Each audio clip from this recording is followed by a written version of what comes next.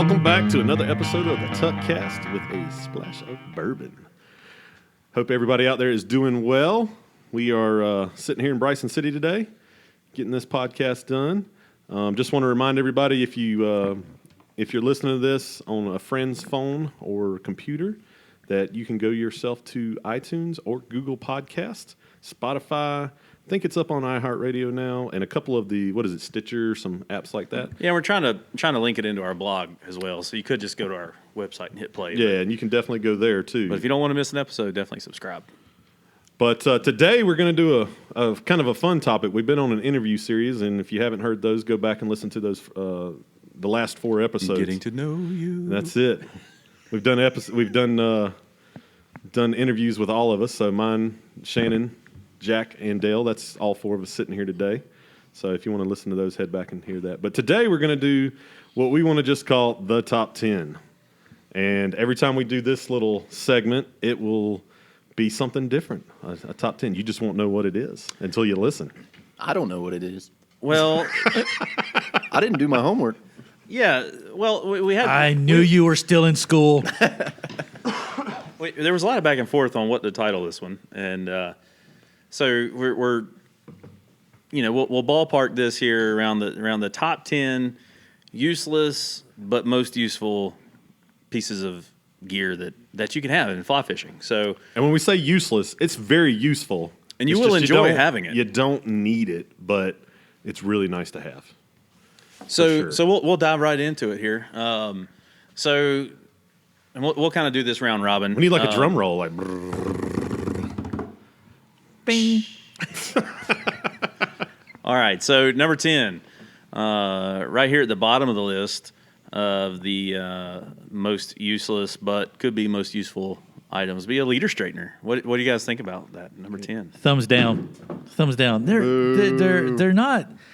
Well, first and foremost, they put heat into your leader material, which actually weakens it. There you go, man. That's like scientific proof. There is actually evidence of that. But, however, for some folks who may or may not have the strength to just pull and straighten their leader a little bit, it could be a great tool for them. Well, but for me, it's a thumbs down. Let me just clear up real quick. We are talking about the item of gear that you pin on your vest or pin on a zinger, and you can, you pull the leader between the 2 pieces of leather or pleather, whatever happens to be the material, to get the kink out of the leader. The coil. Yeah. The memory. It's just. I guess sometimes they're even got rubber on them. Don't some of them have like a rubber lining or something? Yeah. I don't use one. Those are the economy ones. I have used them, and they work, but I don't think I need it. I'm able to straighten the leader. Now, if you've got a leader that's like 10 years old, you probably should just throw it out, not try to straighten it. Recycle it, please. Yeah. Dispose of properly. Yeah, dispose of it properly. But, you probably need a new leader. But, yeah, I would say I'm a thumbs down on it too, probably, Shannon. And I would have to agree there. I just have a buddy hold one end, I'll take the other, and just walk away, stretch it out a little bit. What if you're fishing by yourself? What do you do? I use my imaginary friend. What's his name or her name? Fred. So Fred holds it. Fred. What about you, Dale? We'll thumbs up, thumbs down. We'll talk to Fred again later in the podcast. Yeah, we'll bring Fred on next episode. Oh, boy. Hello, I'm Fred. So, I don't know. If you're like me and Bobby, we got these sausage fingers, right? I mean, we're not. We got big hands, and you know what they say about guys with big hands? They don't need leader straighteners. So, Or they can't tie flies. But I tend to just put the leader between my fingers and pull it through. But you're right, it does heat it up. Even like you can feel the friction just pulling it between your fingers. Yeah, the warmth. I hadn't thought about the heat thing. That's actually maybe that's the trick to get you to buy more leaders. That is the most useful tool that you can have. And moving right along. All right, so moving on here, number 9. I don't know where they get this name. I've seen it in multiple catalogs with this, but it sounds like something from Beethoven or definitely over on the other side of the pond in Europe. Amadou drying patch for dry flies. Drying patch. I have personally never used one. So I can't give it a thumbs up or thumbs down. I usually just use my shirt or something like that. So have any of y'all used it? Yes, I give it a thumbs up. Thumbs up. If you're doing a lot of dry flies, it can be a useful tool for sure. I would rather have that than a leader straightener because of the space it takes up. They're real similar there, but you're going to get more benefit out of the drying patch. You get some fish slime on in your fly. Just dunk it in the water. The fly itself and just put that in there and squeeze it. It really does a great job. Are there other ways of doing it? Yeah, but it really, if you're doing fly, CDC, things like that, man, it's a great tool there for sure. But Amadou. Amadou? Is it Amadou or Amadou? Amadou. I'm gonna do without it. There was a Pecan or pecan? Pecan. There was Xanadu. Nice. I think that Olivia Newton-John sung Xanadu. Hey, man, So, this guy Amadou? is Shazam in Shazam, living form baby. right here. Oh boy, wait till the road trip. But anyway, I'm a thumbs up. I'm a thumbs up on it, and it because I do a lot of dry flies. Have you used one, Jack? I'm a little impartial. I really haven't used one. I've held them in my hand. They feel real nice. They're nice and soft and spongy. But other than that, I've never dried a fly with one. I'm a dry magic guy, so I'm all about the dust. I'm going to go get it out of the wrapper. I don't know if I've actually looked at one before. Oh man, live. This is live. So We'll get the full report here in a moment. what does Fred think, Jack? Fred, he's also impartial. He can't make up his mind. This is actually something that, like right now we have this in the shop and we're telling you whether or not we think it's good or not, which I think is cool. We're trying to be as honest as possible about it. It's actually derived from a fungi that grows on bark of coniferous. You might want to look at your trees. hands tomorrow after you hold it. Jack, you can't eat these. I had to look. That's the kind of mushroom that'll make you sick, Dale. Yeah, it feels really nice to the touch. Like I said, they're really soft. If I didn't know what this was, I would think it's something to stick flies into and hold them. I think you're right there. It could be mistaken for that. Like if I was a Man, noob. we should take items like this because it does feel spongy, and like put them into like a bucket that you can't see, and you have to guess what you're holding. Reach in and be like, "What is dude, this?" that's awesome. Like, idea. do it on the podcast. It's like the Oh, touch that would tank. be Just cool. like describe Yeah. it here. Throw a thingamabobber in there, a hook, whatever. It's awesome idea, man. Brainstorming, love it. That's All right. real nice. I can see, being I've never used it, that feels like it would suck the moisture out of a fly really well. So I have to say, just from looking at it, holding it, it's definitely a thumbs up. Oh, it's an investment, but it's let me tell you something. It comes in at $34.99. But let me tell you this. But how long does it last? You years. will. Oh, and it years. lasts. Yeah. Yeah. Let me tell you this here. You will forget how much you paid for it the first time you draw out that fly and you go back and catch another fish. Hands down. So when you've used yours, are you still using floating and stuff, or are you just straight up just using that? No, I will do my coating Yeah. on my fly there, and then from that point right there, all I got to do is just every once in a while, just kind of dry it, and then we just go back and go at it, man, and go out there and land another wild brown or Another Motley Whopper. another whopper. There we go, man. All right, moving on here. So there's several brands out there. What number are we on? This is going to be number 8. Number 8. Okay. Top 10 most useless, but could be very useful pieces of gear that we can have. Number 8, $400 pliers, and these will be fully CNC machined, anodized, Replacement jaws, stuff like that. tight something, aluminum. So my opinion on them is they're awesome, especially if you do any type of big hooks or saltwater game, streamer fishing, things like that. Number one, they give you more leverage than hemostats. Obviously, you can go buy a $5 pair of needle nose from one of the hardware stores and do some of the same stuff, but some of the items like the actual line cutters that are on the side and things like that.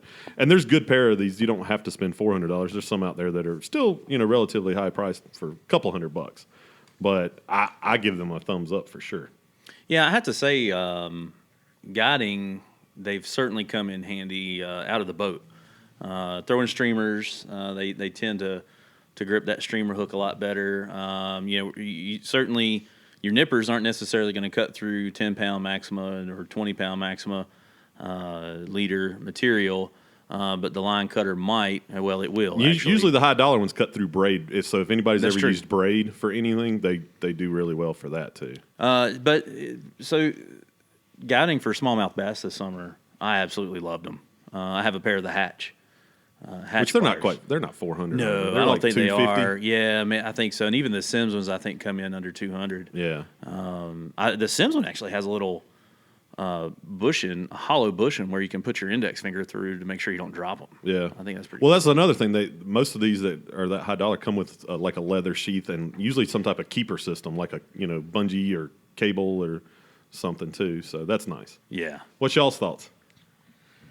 I would say, it has a time and a place. For the average trout guy, it's probably, I wouldn't buy one if I was just straight up trout A fishing. little excessive for the average trout guy? you Definitely, think? yeah. Now, some brands, they do have two sizes, the big and the little guy.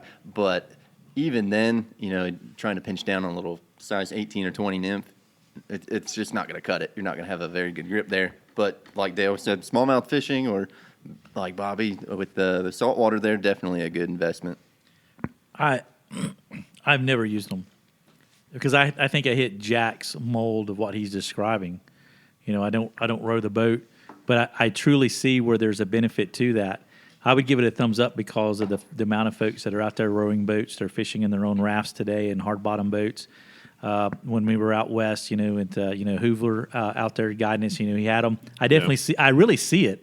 I think it is an investment because your better quality ones are probably going to have some replaceable, jaws. cutters and stuff on them right there. So it is an investment. So that initial investment up front. And if it's going to save you time with any type nipper, because I'm the one who uses the expensive nipper, I see the value and benefit for that.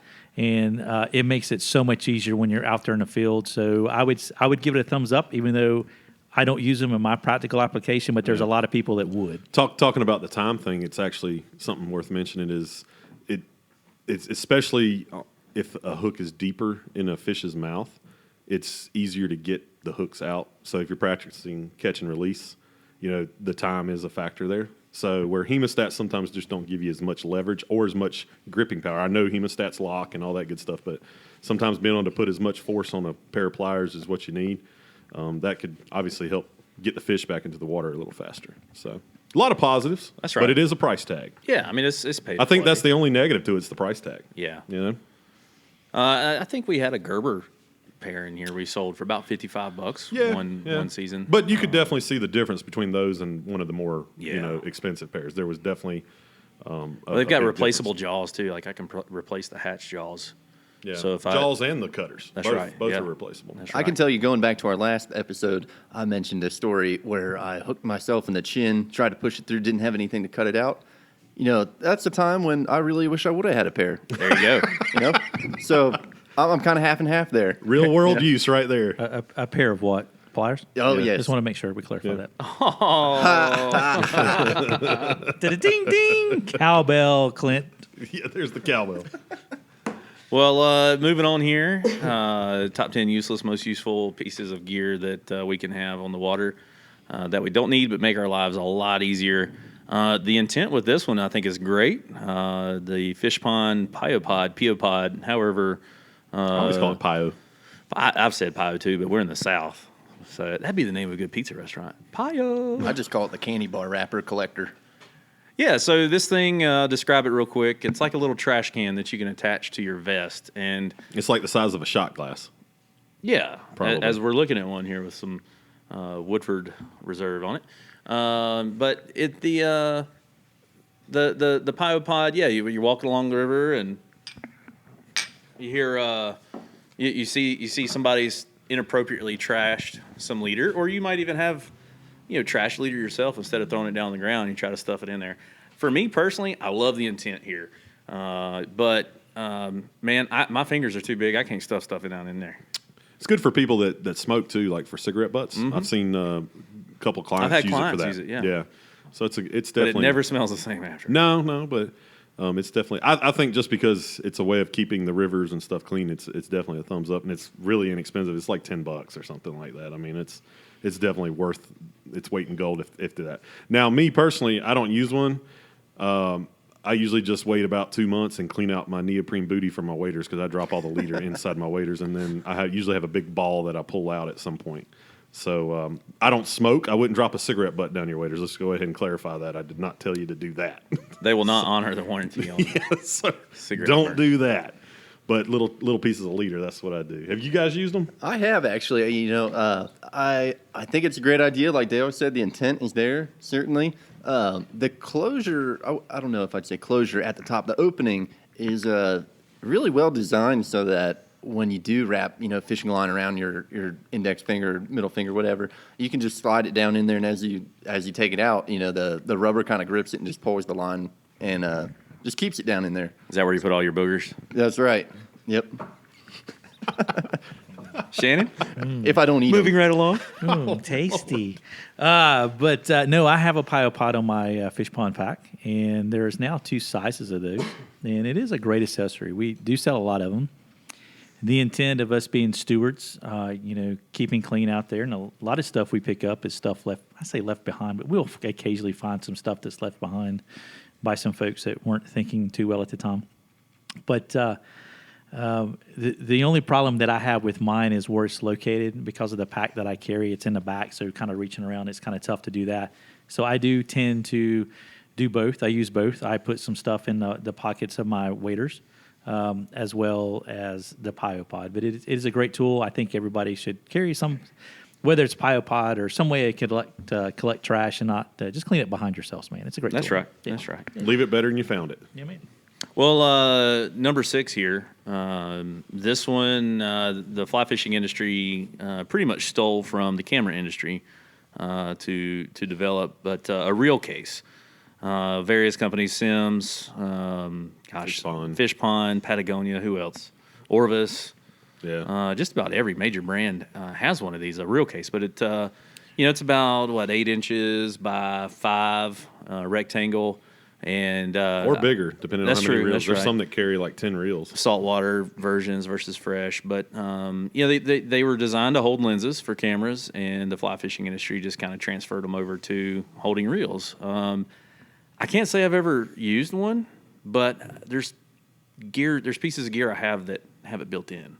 So Yeah, I've got the Orvis luggage rod vault thing that holds my rods and reels and everything else if I'm traveling. So I like things to be in one place. If I get spread out, I'm losing it. So I have the piece of luggage like Dale is talking about there, and that's where I would rather put my money in that particular piece of item, because not only do you have your reels, you have your rods, you have fly boxes, things like that. I give it a thumbs down for everyday use. However, if you're repping a particular brand of reel, I think it's probably a great tool to put like 12 different demo reels in there that you're showing your dealers. But for the average person who may only have one reel, a lot of these reels come with some kind of case. Like a neoprene cover or something like that. Yeah, so I think you're kind of going past it. However, for the person who might have 2 or 3 that have some extra spools, there could be a use for it there. So I think you have to evaluate it if you have one reel, maybe 2 or 3 spools. That could be something to keep track of them, maybe, and maybe that's what they're going after. And honestly, maybe we've misrepresented the real case. That, hey, man, this is a great way to there's store your people that are spools. certainly a lot more organized than I am. So I have to go against the grain here. I would say I really like them. I own 3 or 4 of them. It's kind of a modular accessory, if you will. It doesn't take up the. that's a big word. I couldn't spell it if you asked. 2 big words back to back. With like Dale mentioned, you can get them with the reel or the rod tubes. Room for them, which is nice if you do some traveling. But as a guide, I when I find something I like, like a reel, I will buy a few extra spools, and it's nice to be able to keep one reel in there with maybe 2 or 3 extra spools alongside it, and different brands I can tell them apart. So I give it a big thumbs up. I use them all the time. Thumbs up there from Jack. Oh yeah, Bobby. I'm with Jack. there we go. So y'all are organized. Because of the spools. It definitely, you actually get one if you buy that Lamson 3-pack that they sell. You kind of get a real case. It's not as nice as, it's not like a camera case kind of feel, but it is a nice case, and you get 2 extra spools there. So just on that premise, because a lot of people out there have sinking lines and things like that. And part of the reason I like it so much is I do a lot of two-handed rods, and you have different items for those of you out there that have done two. You understand that. So it's nice to even stuff your shooting heads and things like that you carry with you. It's a great place to keep them organized for whatever day of fishing you're doing. So I'll give it a big thumbs up. They're mostly relatively cheap, so I think it's a great way to kind of stay organized, especially if you keep your stuff in the back of your SUV. Your reels don't get beat up or lost and stuff like that. And your dog don't chew on them either. You know, Dale, I think if you had one, you probably wouldn't have lost that Lamson Speedster that you had in the bottom of your pack for 2 years. Oh yeah, it was. Well, that speaks to the amount of space in that Sims Waypoint sling pack. That there was a Lamson Speedster 2.0. No, it was 1.5. I'm just saying you had $300 worth of reel sitting at the bottom of the bag. You didn't know it was in there. What, 2 years? Yeah, I'd asked you about it a number of times, and you'd forgotten about it and claimed you didn't have it. I gave that back to you. See, the real case, big thumbs up. There we go. And we got them in the shop, folks. So if you're looking for that piece of equipment there that Bobby and Jack are endorsing there, and you can get it for about the same price as a fly dryer. I think they $39.99. There you go. Would you rather have the Amadou or the reel case? I'd like an Amadou reel case. Ooh. Keep your reels dry. Ooh, they would be on a really nice feeling. Oh, that'd be plush. Yeah. Keep your fly lines dry. Bed. Yeah. Well, so might folks, be this is a review of the top 10 useless, most useful pieces of gear, and you can tell, a lot of these things we actually do like. It's just, can we get by without them? Yeah, but they are really nice to have. I mean, you can get by without cruise control, but it is really nice to How have. about that adaptive?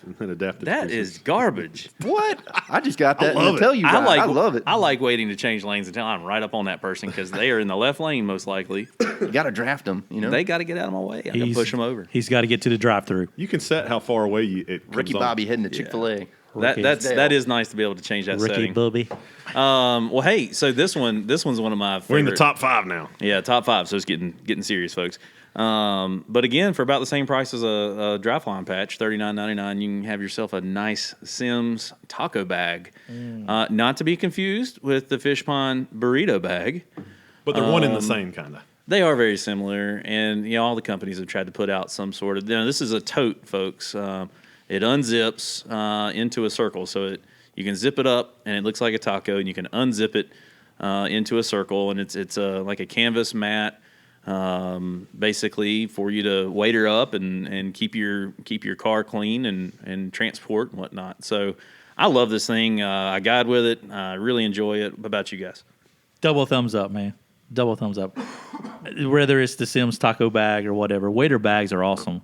And you can put your boots, you put your waders in there, you're ready to go. But the taco bag is kind of unique because when it unzips, you get the circle.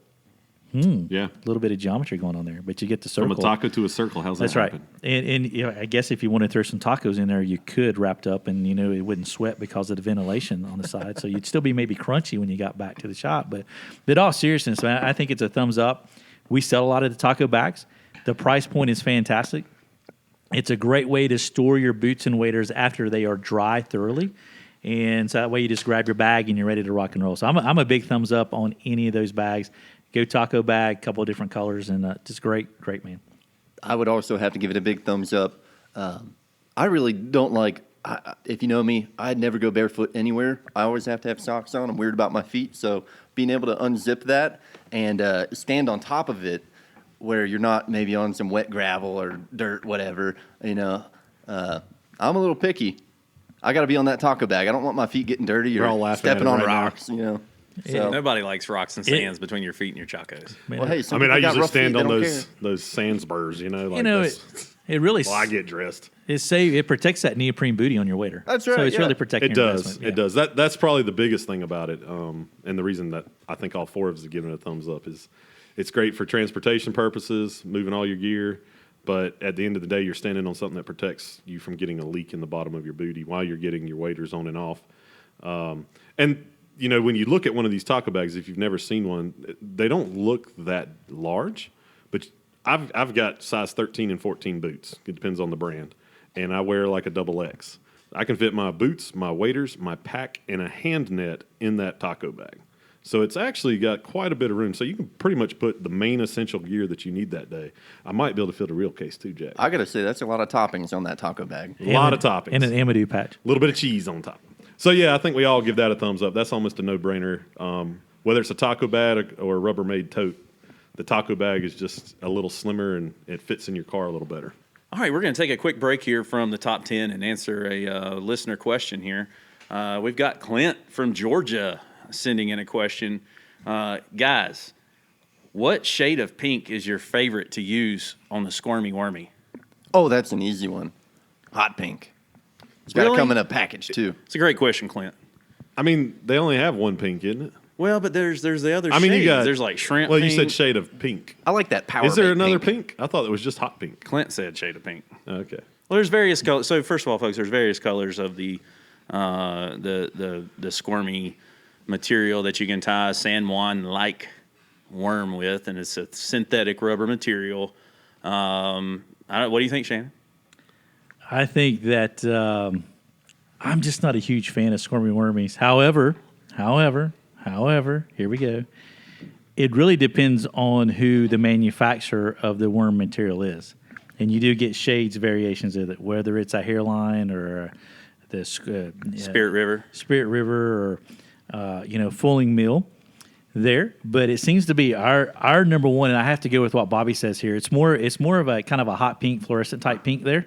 And that's the one to go with. It's the most popular one, and that's the one that everybody wants to buy. So we're going with that one. Clint, cowbell you, man, on the fluorescent pink one, brother. All right, there you go, folks. Fluorescent pink. Mm-hmm. I got to throw out there, I love the bloodworm red. I was about to say, there's times when it's like the pink shuts off and you need the bloodworm red. I was kind of kidding about the pink. I'm not huge on it. It is super popular. No, the red worm, it has produced a lot of fish for me throughout the wintertime. I don't know for what reason or another. Particularly Scott Creek right there in Silva. It's right behind the shop.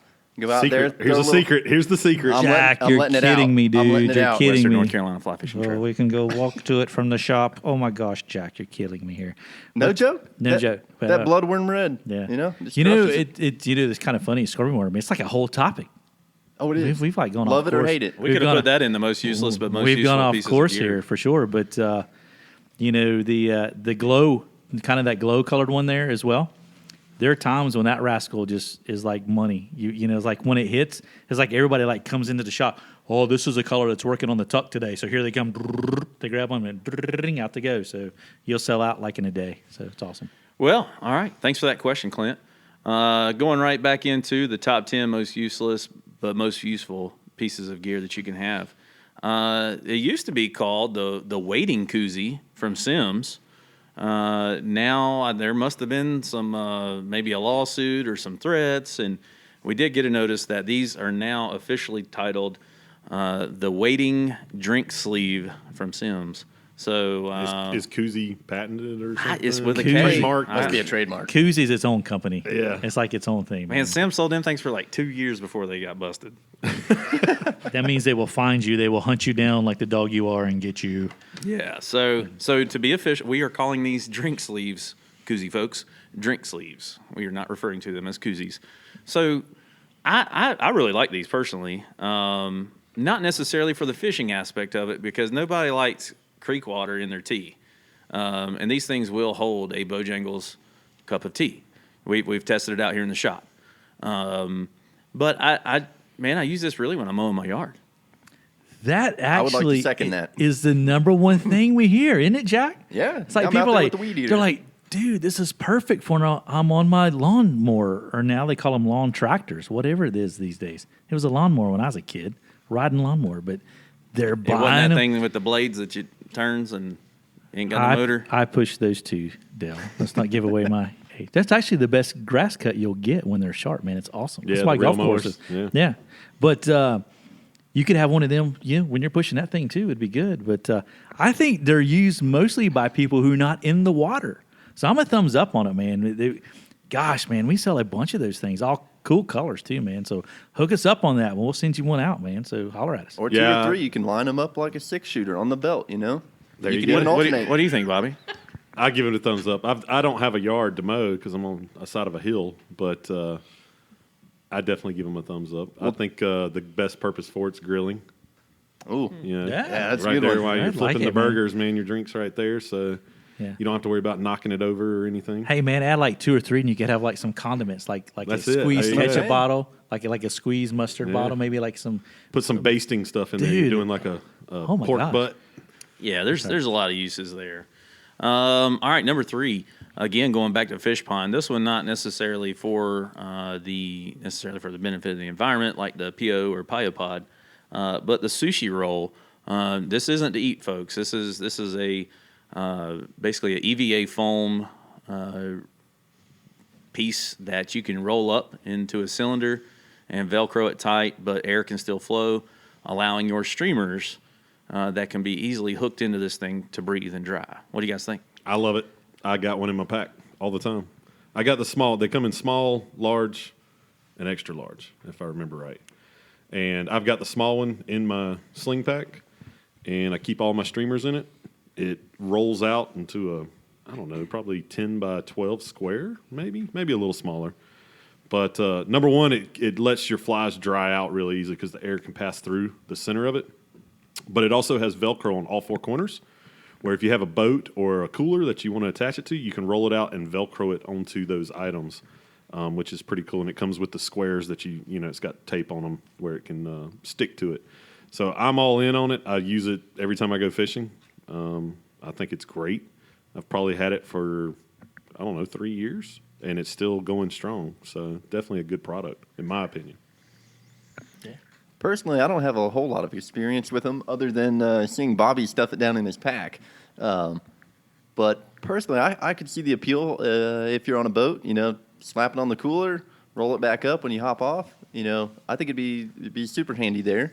Personally, I don't own one, though, so I don't really know what the on-the-water benefit for me would be, wade fishing with it. I don't own one either, Jack, but I've seen it in action, and I give it a big 2 thumbs up. I think it's a great tool, man. Those streamers, these dungeons and butt monkeys and jaw breakers and whatever that thing you got stuck in your jaw is, man. Try to put those things in a box. Let's think about that organization, and I'm an organized guy, and I think it's a great tool. So, man, I love it. It's going to preserve your hooks because it dries out. So I'm all for it, man. Absolutely. Yeah, I used it guiding and had it. I did have the Velcro attached to the Yeti cooler on the boat. But one thing I found I didn't like about it, just to put this out there, I mean, it was very useful, but I didn't like how the wet streamer, the dye, would bleed onto the EVA. And it really ended up changing some colors there and just didn't have a real clean presence. So after, several seasons of guiding with it and stuffing hooks in it and ripping hooks out of it, it really kind of took its toll. So I haven't had that problem. I think it kind of went its course. So, but I got great use out of it. I've never had mine turn colors. Well, that's weird. It's a replaceable item. It's not meant to Yeah, last a that's lifetime. right. So That's I mean, right. it's you got your use out of it. So yeah. That's Well, cool. hey, Interesting. so the next thing, number 2. So we're up to number 2. That was number 3 there, the fish pond sushi roll. Number 2, most useless but most useful most useful things gear you can have on the water. It's a tongueful. Yeah, the Sims gulper tube, the gulper tube, guys.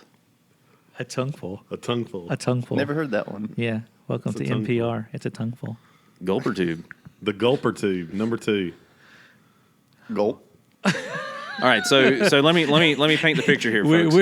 We're going really well with the gulper tube. So we've got it's about 36 inches. It is cylindrical. That's with a C, Jack, cylindrical.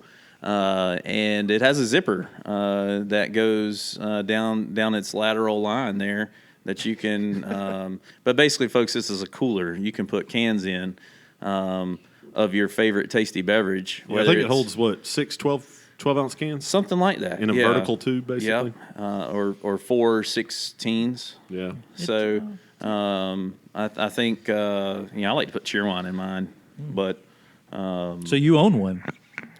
yeah. Oh, yeah. okay. All right. Yeah. You know, Dale uses it when he's grilling. Yeah, Along- well, and I across look like his back. Yeah, it's kind of like a quiver, for I look like Legolas out there grilling. So he's got the gulper tube along with the waiting drink sleeve to replenish. He's well hydrated when he He's mows. well That's right. hydrated. That's right. You know, I got a lot of grass to mow. No, you do. I give you credit, man. I do. It's like you strap it across your back like you have a quiver full of arrows, ready to go take out your favorite game animal. Oh yeah. You know, I see kind of the novelty in it. I think it's good if you're packing in some beer or something to the back country. I mean, if you're I doing think that's that, what they had in mind. I think that's what you had in mind. But I've not seen any on the trail. Not meaning that I'm there all the time, so someone could be. Well, it's using not it. allowed in the park. With National Forest, you Beer. can Yeah. have all the beer alcohol. you want. I mean, you pack in your soda and you pack your soda back out. Yeah. You know, it's not. It doesn't say. I think beer. from the purpose of like having a boat too, it sits well like against the edge of the boat and doesn't take up a lot of room. Good point. The So boat you can thing, have a man. few drinks, whether it's soda or beer or whatnot, and it's not a big cube in the center of your boat. So use it that way too. Steve, you have a boat out there, and I know you're listening. Jack, what do you think? You know, that's another product I haven't used. I would be very curious to know if it can fit a 40-ounce King Cobra. But other than that, I probably wouldn't have much use for it. What about the missile, baby? I think we gotta stay away from glass inside that thing, man. Probably a good idea there. You can get those Colt 45s in a can, I think. I'm impressed he knew what that was. Steel. I'm impressed, Jack. Dude, man, the young man over there, the young lad. I have great taste. What can I say?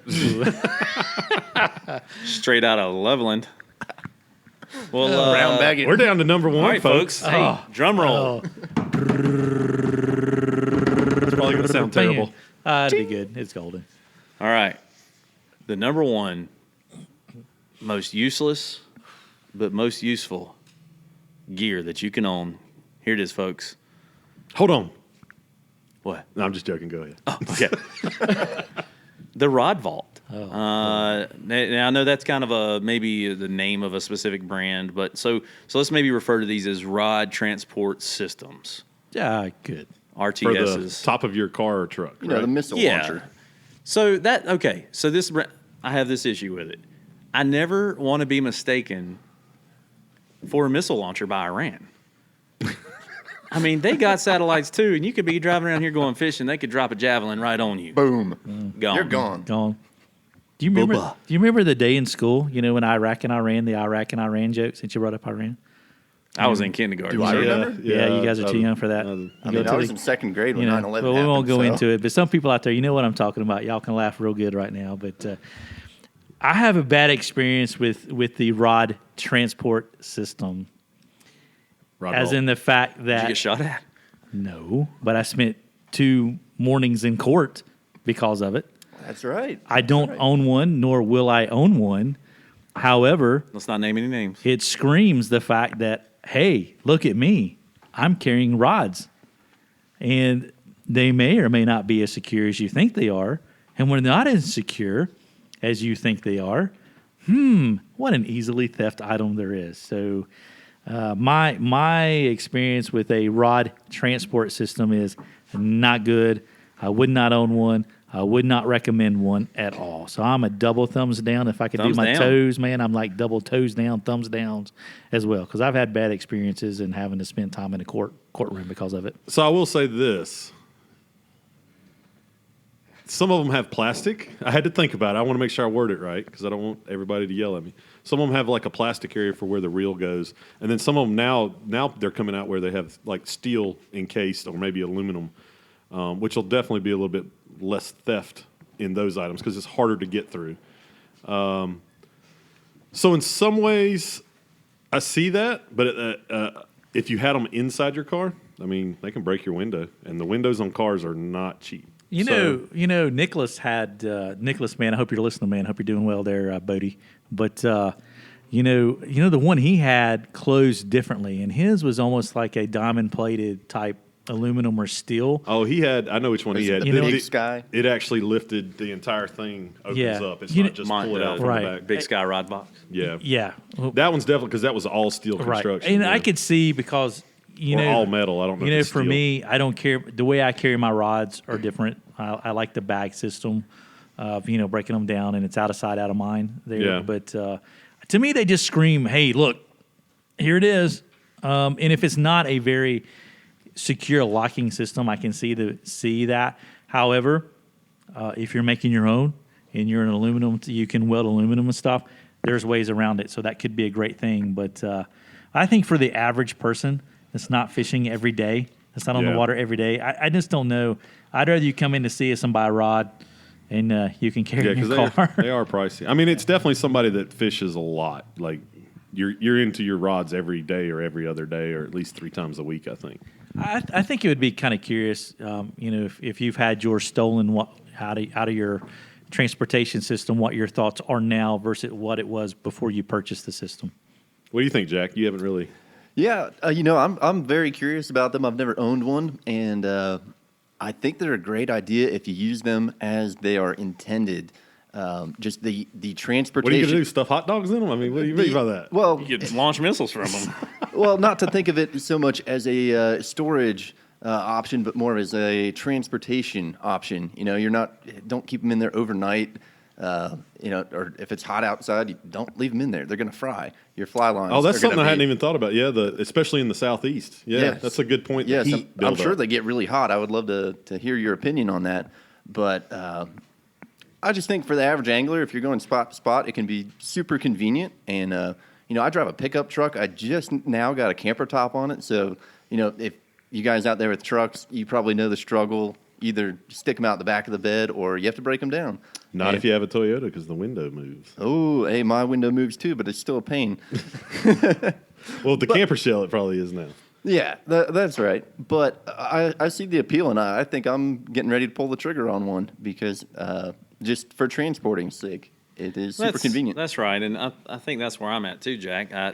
I've kind of been, I'll just run them up, open the back door and run them up between the seats. But I've got a dog now that travels with me, and I've got these 2 real little human beings that tend to get in my back seat, and I hate having to unload all the gear, between trips. If I'm guiding day after day after day, it's nice to at least think about being able to store some rods up there in transit there, just even dropping the kids off at school before a trip.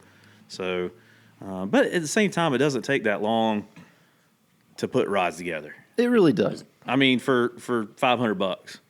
That's right. These things retail for about $500. Yeah, give or take, depending on. You're going to lose gas mileage, and you can't go through a car wash. Can't go through a car wash. But here's the thing: it blows my mind that like right now, okay, it's wintertime. We got guides driving around here, leaving them in there, and that's fine if you're fishing every day. But if you ain't fishing every day, you are killing yourself. You're just throwing money out the window in gas mileage. And we saw some guys up in Richmond.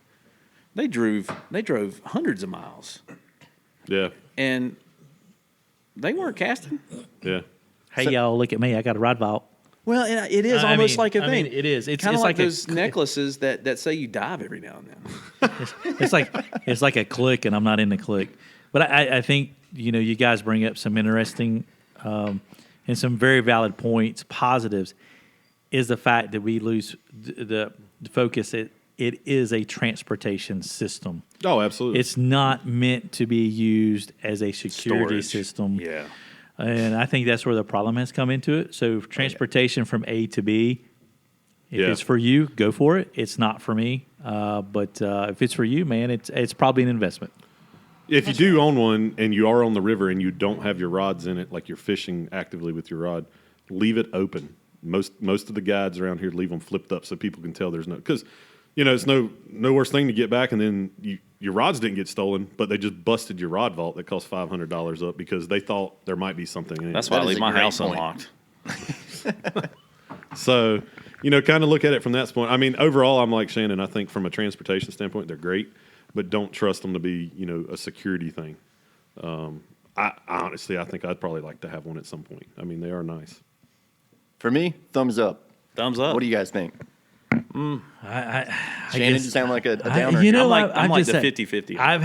I've just been the guy that was being the good Samaritan. Got subpoenaed. I got subpoenaed twice because of someone else's There goes Lemony Snickets. unfortunate circumstance. I wasn't. Let me just say, I wasn't the one who took them. I was the one that they were trying to sell to that particular day. But Yeah.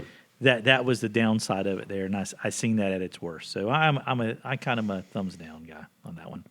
I've heard you lose about 5 miles to the gallon. It was 3 the other day when we were talking about it. Pick a number, Dale. Man, every time you tell the story, you're supposed to I think get it's going to be different on every vehicle. Well, What's at the the- end of the day, just having a roof rack, you lose mileage. The barometric pressure affects that, Jack, Oh, is that right? And the water table. and the water table. Yeah. Well, hey, there you go, folks. That is the top 10. Top 10 most useless but useful pieces of gear. Tune in again, and we will go over another top 10. So how about we do this? How about you folks, the listeners out there, hit us up, info@tuckflyshop.com. Give us maybe what your top 10 is. We'll take a look at it. Maybe we'll get you a shout out there on the air. Or if there's a list that you want us to come up with, let us know, and we'll hit it, man. What do you guys think about that? I absolutely love that. That'd be good. Well, folks, again, if you want to find out more about us, go to Facebook, Instagram. We have Tuckasegee Fly Shop or Tuck Fly Shop.